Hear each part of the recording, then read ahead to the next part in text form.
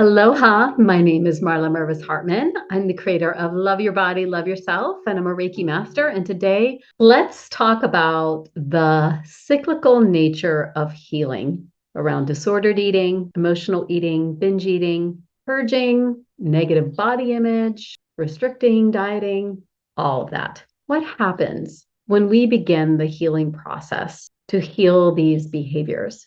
There's this part that just wants it to go away. We want to start feeling better. We want to stop all the behavior. We want to know that we can be completely free of these behaviors and get on with the rest of our life.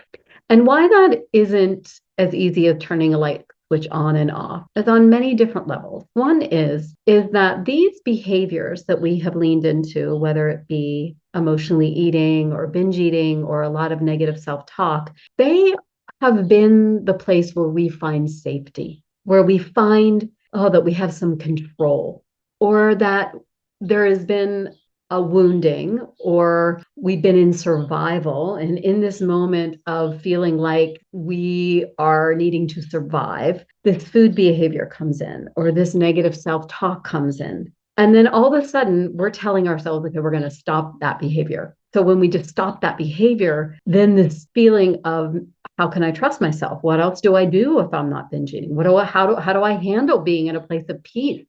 It can be a little bit discombobulating. And so we go back to the binge eating because we are on a long-term basis, we're wanting to find trust with ourselves. So what I've noticed with myself over the years of healing is that I'll have these long moments of reprieve. Oh my gosh, I have not said anything mean to myself about my body in like a really long time. Or wow, I haven't binged in a really long time. And then all of a sudden, the behavior is back. And it can be a bit upsetting, right? You've been there, right? You've been in those moments like, I didn't think I did this anymore. I can't believe this is back. And so what we have to look at is not necessarily at the behavior, but what has led up to this behavior. What were the moments where I wasn't feeling safe? What were the moments where I wasn't caring for myself, where I wasn't prioritizing myself, where I let critical thinking get ahead of me? And when I began to notice these things, I can now take this behavior, the binge eating, the negative self-talk, the emotional eating, and that behavior doesn't happen for longer and longer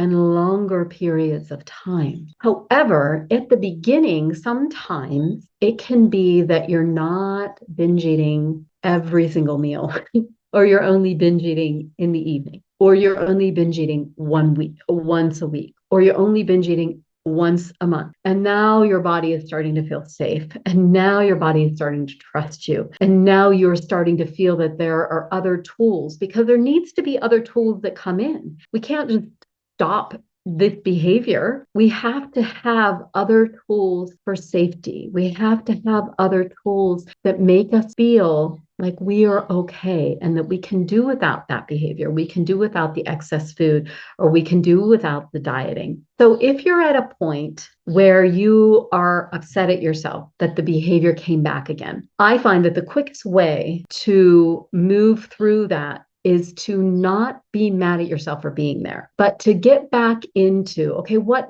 did work? What was I doing that actually made me feel good? So instead of getting mad at yourself for being in the behavior, looking at what you can do. And I don't want to say, I don't even like to say get like back on track, because it almost feels like jumping onto the bandwagon of dieting, but it's like literally looking at like what has led to success up to this point. Oh, I was meditating every day. Oh, I let go of meditating. Oh, I gave space to plan for my food and I didn't let myself get too hungry. Oh, I let that behavior go. Okay, no wonder. So I want you to look at what has been working for you and start taking those steps again. And then also looking at what has led you to this point. And so every experience that you have with your body and your food on this journey of healing is information. It doesn't have to be where you are getting mad at yourself or getting shameful about yourself. It's just all information, because you're in this body for the rest of your life. You're going to have opportunities where you're going to feel good. You're going to have opportunities where you're like, I wish I did that better.